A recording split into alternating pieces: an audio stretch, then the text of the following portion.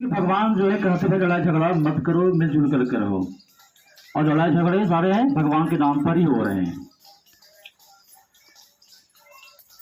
तो आज से लगभग 200 वर्ष पहले मान लीजिए भारत भूमि की धरती पर एक पवित्र आत्मा, एक संत, महापुरुष, एक ऋषि जन्म लिया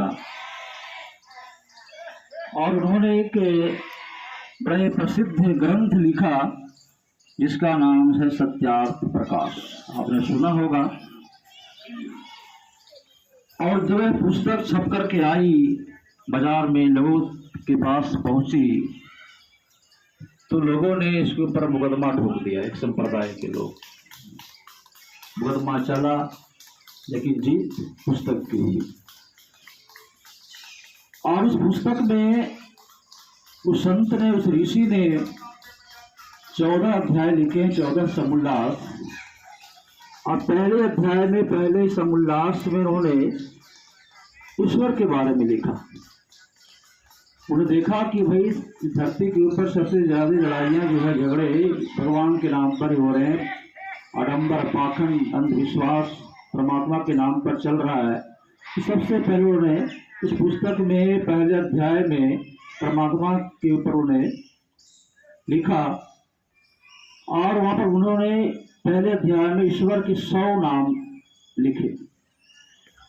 100 नाम लिखे हुए हैं, आप पढ़ेंगे 100 नाम मिलेंगे वहां पर।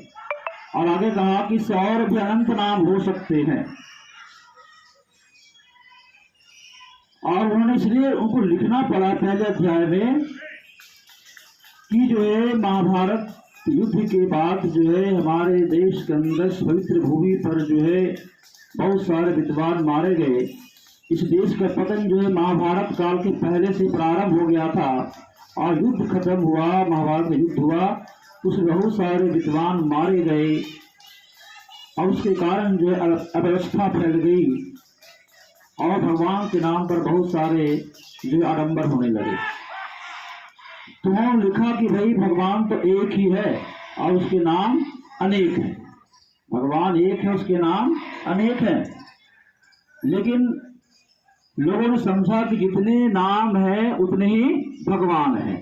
अलग अलग नाम है, अलग अलग भगवान भी है।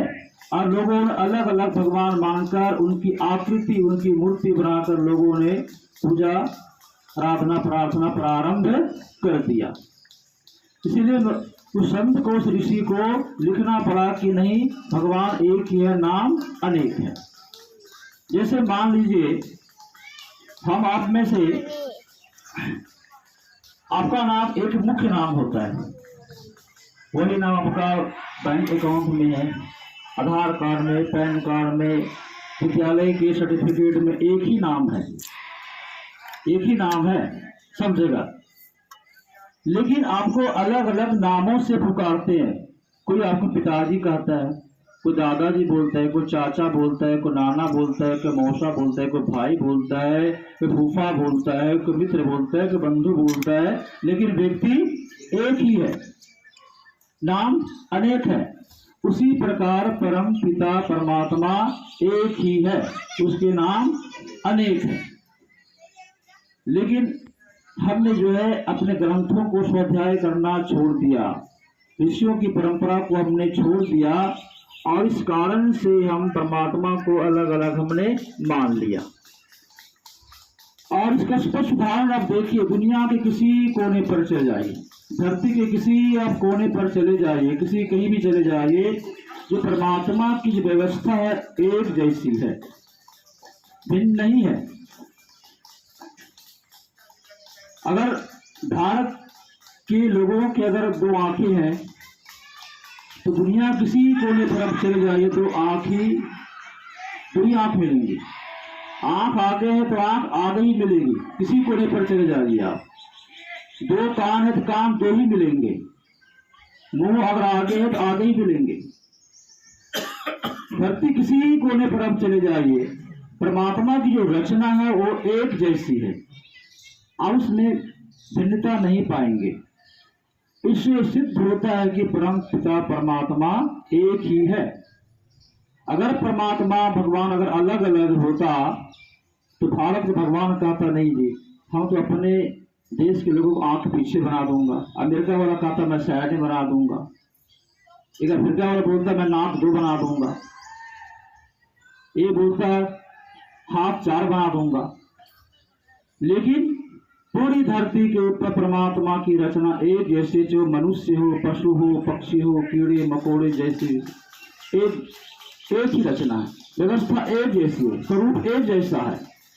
हाँ ये बात अलग है, हर प्रदेश का हर देश का जलवायु अलग अलग है, मौसम अलग अलग है, उसके हिसाब से काला गोरा छोटा बड़ा की व्यवस्था हम देखने को मिलती है उस जलवायु के कारण। लेकिन जो प्रक्रिया है एक जैसी है। आप देखिए मृत्यु की जो प्रक्रिया है पूरी धरती के ऊपर एक जैसी है, कोई घटना से मरता है, कोई बीमारी से मरता है, कोई स्वाभाविक मृत्यु से मरता है। और जो जन्म की प्रक्रिया है पशु पक्षी सब में देखिए आप पूरी धरती के ऊपर एक जैसी है, प्रजनन प्रक्रिया जो है एक जैसी ही है, अंतर कहीं नहीं है, व्यवस्था एक है। इससे सिद्ध होता है कि परम पिता परमात्मा एक ही है, 2 नहीं है, और परमात्मा निराकार है, सर्वशक्तिमान है। परमात्मा की कोई न आकृति है न कोई स्वरूप है, परमात्मा निराकार है, और निराकार होने से परमात्मा हर जगह मौजूद है। अगर हम ईश्वर को आकृति मान ले और स्वरूप मान ले तो वह एक जैसी हो जाएगा, एक जगह रहेगा, दूसरी जगह नहीं हो सकता। मैं यहाँ हूँ, इस भारत के बाहर नहीं हूँ। उसी प्रकार परमात्मा को हम अगर स्वरूप मान ले, शरीर मान ले तो एक ही जगह रहेगा, दूसरी जगह नहीं हो सकता। इसलिए परमात्मा को निराकार माना गया है, सर्वशक्ति मान गया है, और एक ही परमात्मा है, 2 नहीं है। तो मैंने थोड़ी सी ईश्वर के विषय में चर्चा की है, आप सभी को हमने बड़ा ही ध्यान से सुना। आप सबको बहुत बहुत धन्यवाद।